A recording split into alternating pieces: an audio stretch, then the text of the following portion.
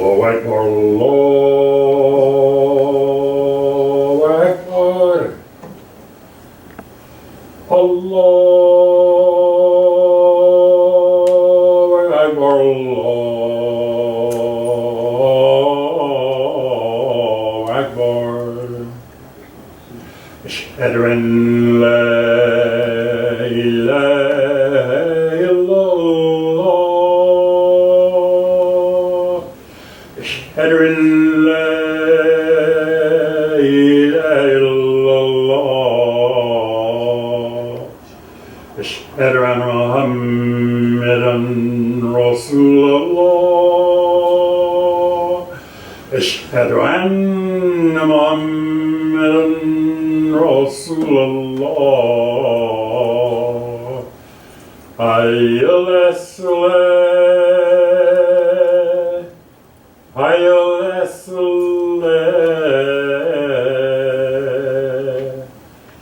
hayya al-falah, hayya al-falah.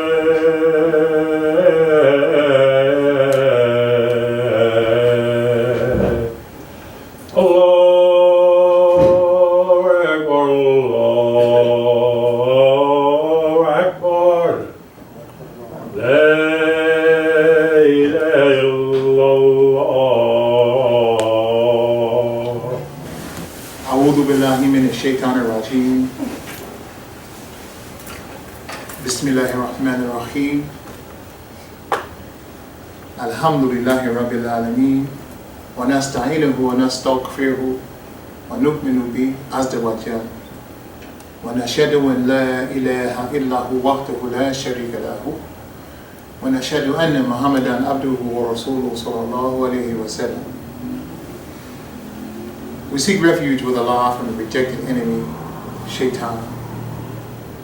Praise be to Allah, the cherisher and sustainer of all the worlds. Alhamdulillahi rabbil alameen. When that's the enemy, we seek Allah's help, and we seek His assistance, and we seek His guidance and His aid. For none can guide or aid us except Allah. Allah is the cause and we are the effect. There would be no effect without a cause. Allah alone takes care of His creation, everything in it, and He needs no assistance or no help. We seek protection from our own souls, our own, I have to say, our own misgivings. When I say our own soul, because the soul, according to Imam W. Muhammad, makes whatever you want a reality for you. He says the soul is bigger than us, but Allah has made us manager over it. And when we ask it for something, it will make sure that we get it. You know, he said, a man might say, I'm nothing. And the soul asks him a question, so you sure? So I'm nothing. The soul says, you positive about that? I'm nothing. So say, okay. Make you nothing. Muhammad Ali said, I'm the greatest of all time. He said, you sure? I'm the greatest of all time. The soul said, you sure about that? I'm the greatest of all times. What happened? Muhammad Ali was the greatest of all times. You see? That's how Allah created the soul. He created us as a manager. And we have a little joke too. We say, you want to kill yourself? I'm killing myself. The soul said, you sure? I'm going to kill myself. Matter of fact, the soul be arguing. Say, come on, man, you kidding me? I'm getting ready to kill myself. The soul said, you should. They said, pretty soon the soul said, you sure? I'm killing myself. The soul don't say nothing. You jump out the window. You big 19-story building. You on your way down. The body said, look, I'm going to my Lord. I don't know where you going. And what happens? Allah blessed the body to get in a nice brand new Cadillac, go through stoplights and everything to get to where its destination is, right? Brand new Cadillac. Body get a chance to get treated real nice. People think that the funeral man directed it. No, Allah did that. Why? Because the body was your willing servant. Allah, the body, they say in Christianity, they say the spirit is willing, but the flesh is weak. No. The flesh ain't weak. It's the spirit that's weak. The flesh do exactly what you tell it. If I tell my body I'm going to jump out this window, it's going to argue with me. My hands are sweating now. Just saying it. My hands sweating, my heart start beating, but if I press it, it's going to go straight out that window. So the spirit is weak, and not the flesh. The flesh is going to do what the spirit tell it. See? So that's what we have to understand. It's different. Allah has given us revelation. This is real. So we ask Allah's guidance, we ask Allah's protection, we ask Allah's help from our own soul to protect us, to guide our own soul to the right we're supposed to go. I bear witness without reservation that there is no God but Allah, and that Muhammad ibn Abdullah is his slave, servant, and messenger. I greet you with the greetings, Assalamu alaikum. Allah says in Quran, fi Quran Kareem, A'udhu billahi minash shaitanir rajim. Bismillah ar-Rahman ar-Rahim. Ya ayyuhal mudathir. Kum fa'andir. Wa rabaka faqabir. My glasses, I'm trying to see here. Wa iyaka, excuse me. Fatahir. Wa rujza fahjur. Wala tamsu tastak dear. Sadaqallahu al-Azim. O thou wrapped up in a mantle is the translation. What is wrapped up in a mantle? Wrapped up in a mantle is O thou one charged with the responsibility.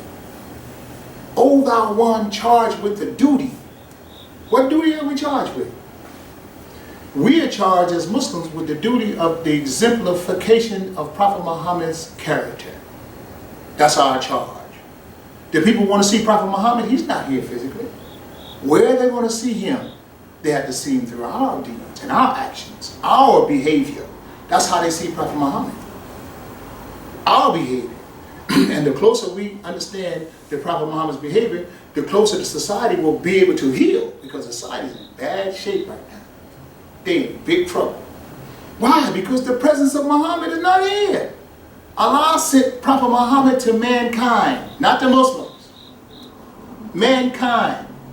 He gave us first shot to exemplify the Prophet's character. Right? But he sent Prophet Muhammad to the Muslim. To mankind, excuse me. You know, you go to Mecca, I've been to Hajj, you know, when you get to a certain point, they say, Muslims this way and non-Muslims this way. They have non-Muslims working on the air conditioning in the Haram, and they 10 miles away. See? That's ridiculous. Allah sent Prophet Muhammad to mankind, not to just Muslims.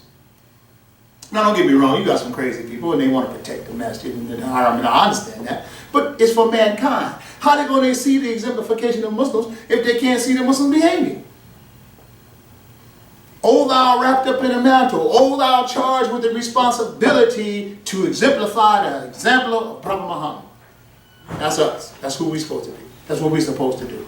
They're supposed to see it in our public life, and they're supposed to see it in our private life. And I have to say that Muslims have done a wonderful job. I can't say that we've done a wonderful job. You know, the whole country of Malaysia was converted because of the behavior of the Muslims. They converted the whole country. And they converted them because of business. And when the Muslims did business with them, if they had something, they come home and they find a little something extra in their bag. They say, oh wow, he gave me more than what I asked for. That's the behavior of Prophet Muhammad. And that's how they were able to convert the whole country of Malaysia to become Muslim. O thou wrapped up in a mantle, arise and deliver the warning. Kun fa'andir. Be Prophet Muhammad was the nadir. He was the warner.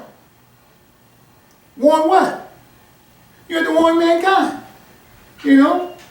But you can't warn mankind with being denigrating. You see a person that's homosexual, you can't denigrate them. Oh, you faggot. You can't do people that way. You got to warn people with knowledge. What I tell them? I tell them when I see him, I say, do you think, first of all, I say, do you think Allah made a mistake? He didn't make a mistake. He made you female. I saw two girls kissing in McDonald's one day. They come in McDonald's, they kissed a little young girl. I said, excuse me. I said, I have just as much female in me as male. And you have just as much male in you as female. I said, but my physiology defines my role in society. How I am physically, that defines what I'm supposed to do. How you are physically, that defines what you. She said, thank you. And they told me the next day the girls came in there, they were normal girls again. You gotta explain to people why this thing is like this. But you gotta know. You can't just talk, you gotta know. And she understood that she bought my logic. You see? And they will, if you explain it to them right, they'll buy your logic. Because that is the logic. Allah created me male. There ain't no question about it. I don't care what I got in my mind. I don't care what my brain tells me. Say, oh, you might be feminine. My brain can tell me that. Imam Muhammad said the human being is the only creature that can create a reality in his mind and live in it. The only creature that can do that. So my brain will tell me, yeah, man, you female. But my body said, yeah, you male. They said, well, what about the hermaphrodite? What about? The nature is already designed. Allah says, cast your vision in the earth and see if you see a flaw in the head. No, not the earth, in the head, in the whole creation. To see if you see a flaw. And you won't see one. See, your vision will come out worn out and discomforted. So what they do an experiment on the hermaphrodites. They put a dress on this guy. They put a hair on him and all that kind of stuff. And when he grew up, he started getting a beard. So they had to switch all that stuff up. Nature said, no, he's a man. He ain't no woman. He's a man. You see, Allah already designed it. And he don't need no help. But what do we need to do? He needs us to exemplify this. He said the greatest thing I ever did was to reveal myself. Who did he reveal himself to? Man. He revealed himself to us, to the human being. You understand? Everything else does so innately. You know, the salmon swim upstream every year. Right? The eagle fly every year. They all do. Man, he might fly over there next year. He might be in bed next year.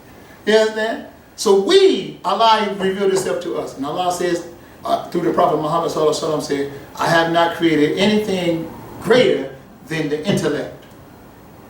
When I created the intellect, I told her to stand up, it stood up. When I created the intellect, I told her to sit down, it sat down. When I created the intellect, I told her to turn around, it turned around. I haven't created anything greater than the intellect. And who did he put it in? He put it in us. Put it in the human being. We have the intellect. You see, not the birds. They have intellect, but not the intellect that Allah talked about through the Prophet Muhammad. It says, arise and deliver the warning, and thy garments keep free from stain. Brother, you know, it's hard out here, man. You know, temptation, all these things, they out here. Allah created all that. He created temptation for your use. Huh? I was listening to James Allen. James Allen, he's a philosopher from the 1700s, something like that. He said the uses of temptation. How does Allah explain it through the Prophet Muhammad? Nafsin amara, nafsin lawama, nafsin mutmaina. The uses of temptation. Nafsin amara, the first time you come out, your soul is in control of you. You understand? You gotta wrestle. That girl look good.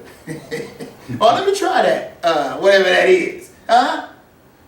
Then you get to nafsin lawama, your soul says, what's up? You really think you can handle that? Is that what you really want? So your soul starts questioning you. Then it says, nafsin mutmaina, your soul becomes peaceful. But how does your soul become peaceful? You got to resign. When you get through working, you ain't going back to the job, right? When you resign from the job, are you going back? You're not. I resign from sin. Huh? I resign. I ain't going back. I'm done. I resign. I mean, I ain't even going back that way. I'm driving, get ready to go back. The job look like I'm going this way. I ain't going back to the job. I'm done. That's the Sirat al-Mustaqim. Sirat al-Mustaqim. We ask Allah, guide us on the Sirat al-Mustaqim. What is Sirat al-Mustaqim? That's the Sirat. I'm standing up now. I'm taking responsibility for my actions. I'm taking responsibility. I'm standing up. Sirat al-Mustaqim. Then, when I finish the Sirat al-Mustaqim, I can go out on the Sabil. I can go fi sabilillah.